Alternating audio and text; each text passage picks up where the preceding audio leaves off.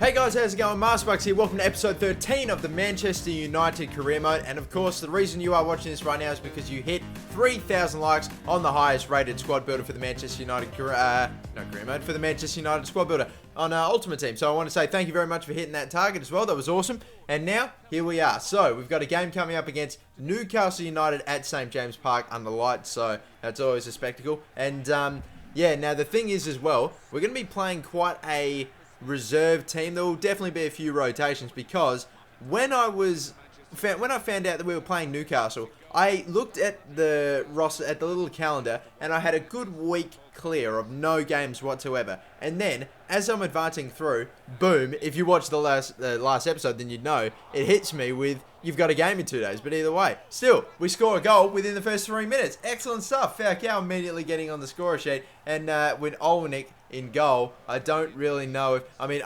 he's below Elliott, I think, in terms of the hierarchy when it comes to the Newcastle goalkeepers. But still, interesting choice. But Fellaini with a header, and of course you knew he was going to blow it when he's right in front of goal. That massive afro of his, and he can't even stick it in. It's whatever, but still, Colback's the one that gets sent through. An interesting guy to get out on the break, but Nathaniel Klein, I believe, had him covered, and it was some great running to cover him, and we still keep our lead going at half-time, but they are absolutely knocking on the door in Newcastle. There's something about him in FIFA 15, but anyway, that's a horrible pass. No power on it. Gets cut off, and they cross it right in. It was just it was a horrendous pass. So I went to go pass it to someone, and he got absolutely no power behind it, and it just fell for one of the Newcastle players. Very frustrating. And again, a save gets rebounded right back to another Newcastle player. But have a look at the defender that's in the general vicinity of it.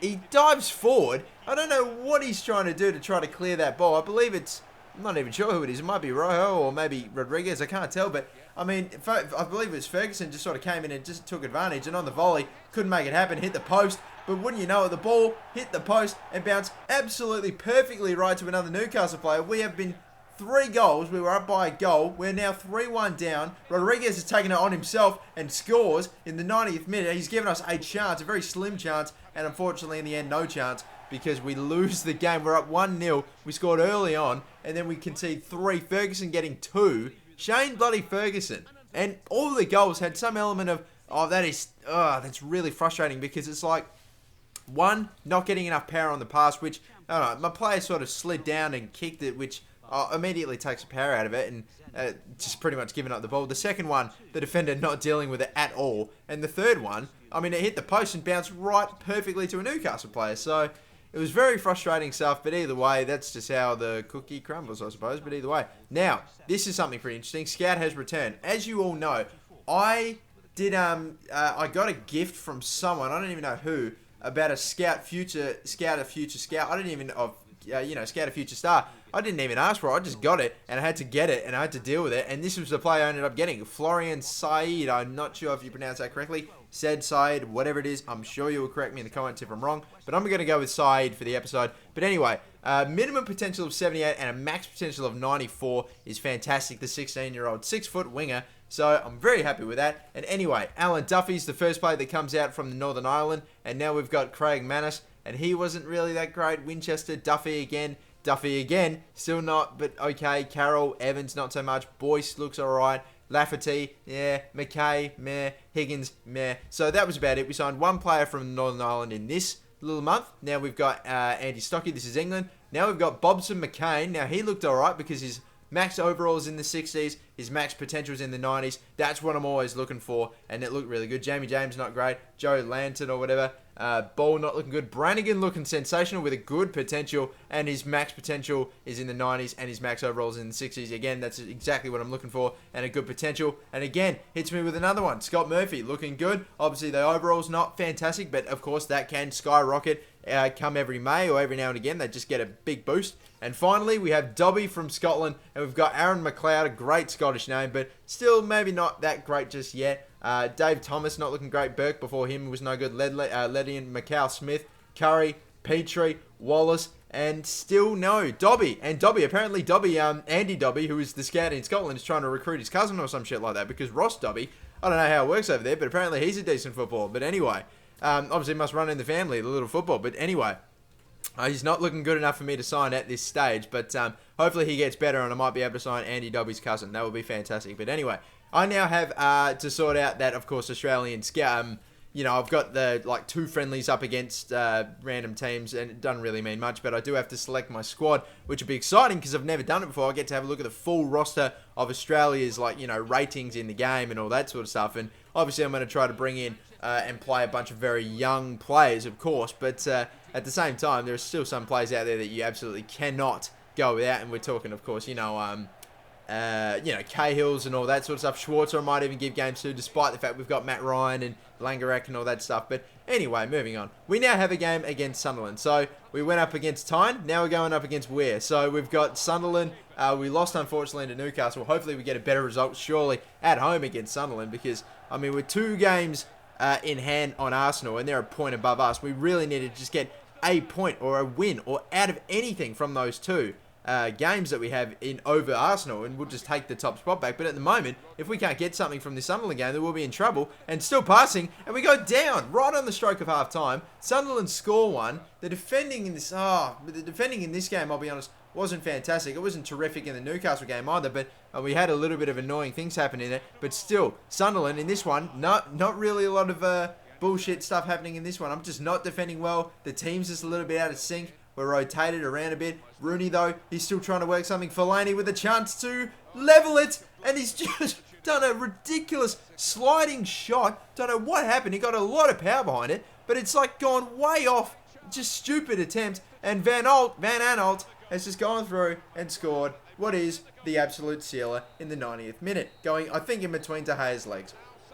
We have now lost to Newcastle. And we have now lost to Sunderland. The 2 games that we had on Arsenal are now gone, and they are now top of the table. We've lost our top of the table spot to Arsenal, and we had 2 games on them. It was ridiculous. And to be fair, I was still attacking in this game because look at Pantilimon. He got a 9.3 rating. He made 10 saves. Mate, when you make any number of saves that's more than it's more than 1 digit, you know that you're getting something. But either way, the ratings for that game as well. I believe De Gea actually got an 8.4 despite conceding 2, which is. It's interesting how that works, but either way. And now, the final game of this episode, yeah, there are only going to be 3, but this one's going to drag on for a while, as you can probably tell, is going to be the Swansea game, still in the Premier League. And my God, if we needed a win in the Premier League, it would have been right now, because we need to get that top spot back. We are getting to the, I think we're past 2/3 of the way through. We'll see how many games have been played.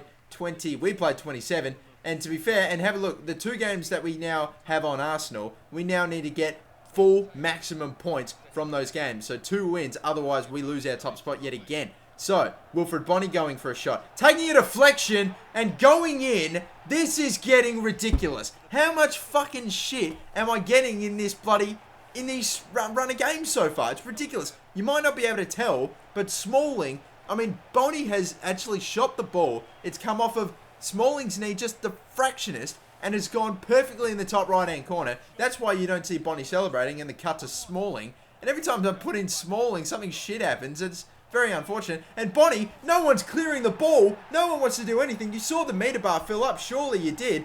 And Bonney's just the one sticking it in. The keeper doesn't do anything about it. I am feeling ridiculously overwhelmed. Like, with all the ridiculousness going on, I was just having an absolute shit run. And I really needed something to change my fortune. But Schneiderlin was on. Pogba has the shot, has a fake shot, scores. It's a penalty, but he scored. Referee, you have got to be fucking kidding me. This is getting out of hand.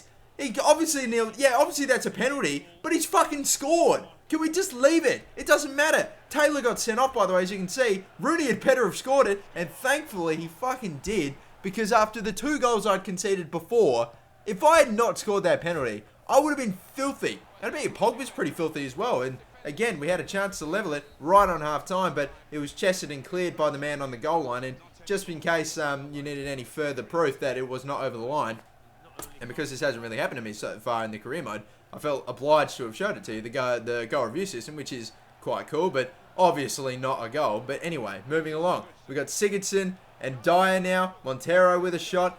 Bonney with a shot. And Bonney's put one in. And the keeper just parried it. He made the save. It fell right to him. He made no attempt to follow up with a second save. And unfortunately, Bonney just beat whoever the centre-back was on my side to the ball. And oh, it's just ridiculous. I'm really getting over it. But Van Persie sticks in another one. It's not over yet. There are 15 minutes to go, and and there are 10 men down, all right? We can do this. Di Maria, Rooney with a pass through to him. And Rooney putting on the skills. Still going. A pass. Another pass. Di Maria runs past it. But he backtracks and scores. And it's level. And with 10 men, Swansea, we're up against a 10-man side Swansea. This is a stupid goal. He runs right past it, comes back and shoots and scores. And just gets it in the corner. I don't know what's going on. But anyway, Rooney, he's on the ball. He's being tackled. Chase, they're really relentlessly trying to get that ball. But they give away a free kick.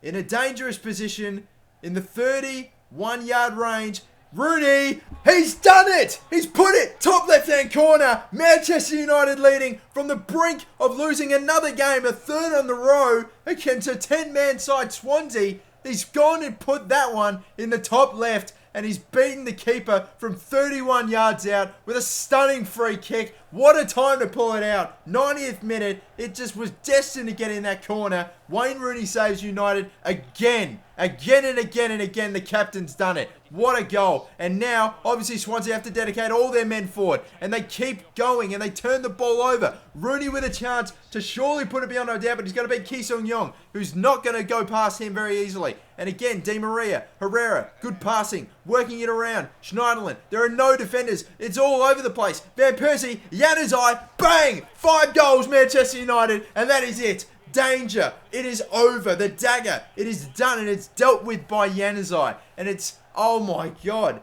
And guys, I will never ever do this. I don't think ever again. But you saw immediately after the replays was done, there were no pausing before that goal.